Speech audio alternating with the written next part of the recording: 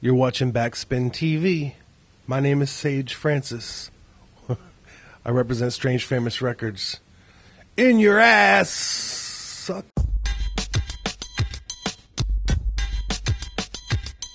Well, the new record was something that with the live band, I'd been talking about doing something like that for a long time because it's been many years now. I kept working with similar producers, hip-hop producers, all making beats. And this one, we just were like, let's do something totally different. Let's have the drums kind of be pushed down a little bit. Let's bring the music out some more. Let the lyrics shine some more. Tell stories. Like, do something a little just different. Just to kind of cleanse the palate and get away from the typical stuff. And it was, when you do something like that, it can take a long time because you're kind of working from scratch. There's not too much of a template to work off of, you know. You don't know if it's working good or if it's working bad or, you know. So we kind of just followed through and did our best to make sure we had a natural sounding album, one that I feel like was appropriate for the lyrics that I put together. And working with all these people who had never done hip hop before was interesting because then I was able to write songs to music that was not suited for a typical hip-hop flow. Sometimes I just had to switch things up. So, yeah, I kind of pushed my limits a little bit. This record, we didn't use any samples at all. Okay. I know a lot of people who work with live musicians, sometimes they even sample the instruments and then make beats out of those. But no, we recorded with a full band in a studio in Chicago. And it took a full month just living at the studio, which was pretty cool. And all these people playing the instruments, and Brian Deck was the producer who typically, I mean, he does rock music. So he worked with musicians he's familiar with, people he knows how to get the right sounds out of. And I deferred to his judgment. I was like, this is more your thing.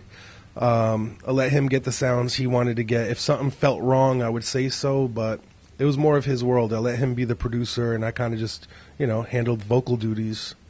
I would say about 3/4 of the album was figured out before we got to the studio. And then once we got to the studio, a band played all that stuff, but also we created in the studio. So there was about 4 songs that we did together where we composed them together in the studio and weren't really sure if we were going to use them or not, but a couple of those ended up on the album. And now that I think of it, even the stuff that we had worked out before we got to the studio was reworked because there was different musicians playing the music that other people had written. Okay. So other people wrote a lot of the music, but then there was just one band in the studio playing all of it, and they had to play to their own style. So and they played things a little bit differently, rearranged the music a little bit differently, and I had to figure that out as we went along as well. And in or eavesdrop from some other dimension. It was self-serving, just like this is. I'm not really sure if there's too many fans in hip-hop that want to hear a record like this, but I also don't know if they listened to me in the first place. And I don't think about them too much. I don't pander to the hip hop audience. Either they respect my lyricism and they respect what I've done in hip hop, or they don't. So all I cared about was what I wanted to do for my own career. And I was hoping, you know, maybe it would open up a different audience to my music. I don't really think that happened, but that was a possibility. Still is a possibility. But still, there's people outside of hip hop, if they hear someone rapping, it's rap to them. It's hip hop and they don't want to hear it. You know, so it's like you can't win either way. I care about writing. I care about the lyrics. I care about creating albums and having songs with purpose. And that's all. Okay. Yeah, everything else comes after that. It's the best of times. It's the end of times. It's the best of times. It's the end of times. Life is just a lie with an F in it. And death is definite. Oh, shit. Okay. It's the lie, man. It's the lie that we all live. It's we grow up getting told a whole bunch of things. Eventually we start figuring out a lot of that is bullshit. Some of it we reject. Other things we kind of just accept and rather than confront it rather than discuss it with other people and really break down what's going on and get to the truth.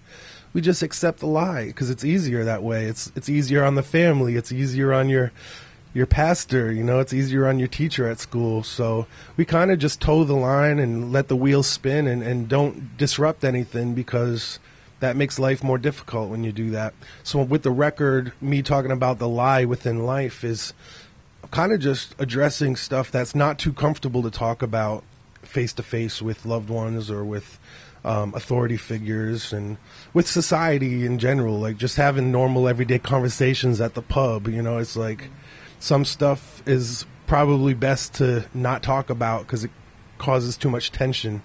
So I just put it in my music. Couldn't make it to the farm. Couldn't bear watching my imaginary girlfriend bust a move with any other dudes. Tone Look was talking about a wild thing, but I was still caught up with some child things. Scared of a god who couldn't spare the rod. It was clearly a brimstone and fire thing. Pyromaniac, kleptomaniac, couldn't explain my desire to steal that fire. Now I add it to my rider like... Oh, geez. Well, I run Strange Famous Records, so I'm always listening to demos. People send me their music. Okay. I'm listening to albums that we're making for the record label, and that's probably the most hip-hop I listen to. Other than that, I try to listen to very soft, soothing, meditative, like Mazzy Star, stuff that makes me go to sleep. Yen Tiersen, who's on the record, some of his work is the most I've listened to. Is just piano stuff that like helps me calm down and feel, relaxed. Okay. Yeah, so I don't try to listen to too much stuff that used to inspire me to rap, because maybe I listened to too much of it, but also I rap all the time. You know, it's such a big part of my life. I just need to get away from it and make sure that my brain can readjust or reset my my brain. Make sure I'm not being fed the same food every single day. Well, most of the inspiration just comes from everyday interactions. It's with my relationships with my family, my girlfriend, with my friends. It's stuff that I encounter every day that the more it happens, the more I think about it, and the more I think about it, puzzle pieces come together and they turn into songs. So that's pretty much the main inspiration for every song. There's a couple exceptions. One would be I have a song about other people or other people's situations that inspire me. Like the first song on the record is about a guy who broke out of prison a couple times, and I call that song Little Houdini, and there's parts of his story that I think all of us can relate to, or we understand the complex nature of a criminal who also can do good things, and sometimes we make those decisions for ourselves. What is worth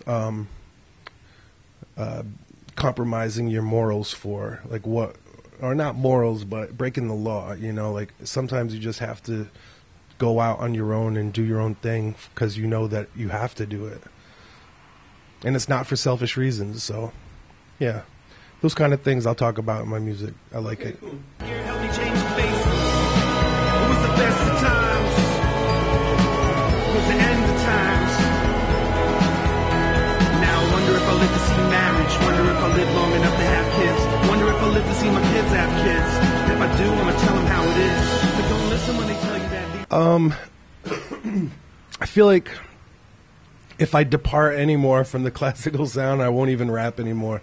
But I like rapping. Like that's my main craft. It's something I've done since I was 8 years old, and it's tough to break out of that. It's just somehow it's the way I think. It's the way I think words. They come out that way.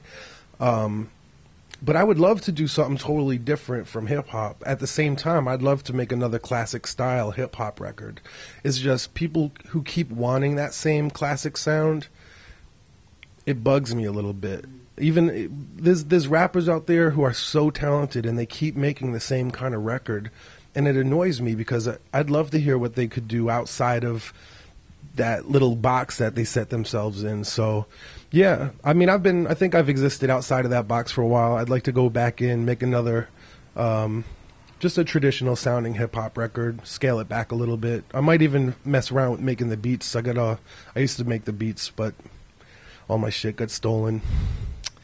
And then I started working with other producers. But now I have, I got my MPC, I got my SP12, and yeah, I got a crazy record collection that I've built over the past 10 years of touring.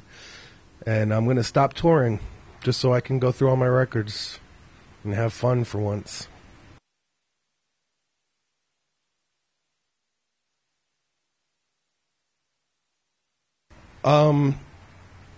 Well, I have a lot of words. I don't want them to be my last ones, but they probably will be.